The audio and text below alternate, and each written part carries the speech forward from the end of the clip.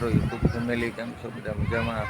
આજે મકર સંક્રાંતિ 14 જાન્યુઆરી 2025 ને આજે પતંગ ચગાવીએ છીએ. નાના બચ્ચા બધા ચગાવીએ છીએ. દેખાડું નીવા છે, રુદ્ર છે,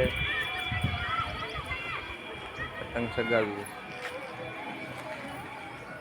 આપ બી બધા પતંગ ચગાવતા હશો. જે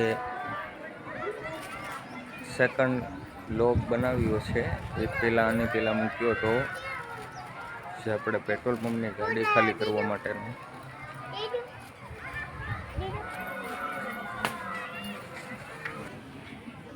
હલો દોસ્તો, આજે મકર સંક્રાંતિના દિવસે પતંગ ચગાવવા માટે ધાબા ઉપર ચડ્યા છીએ.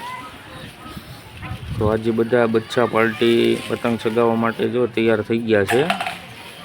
હા, પતંગના કાંગરા બાંધે છે, નાના નાના બાળકો ચગાવે છે. જો રુદ્ર ચગાવે છે, અમારે પાથ ચગાવે છે, એક માનસી છે, બધા પતંગ ચગાવે છે. જો પાથ ચગાવે છે, ઉપર ચડાવી છે એમણે પતંગ.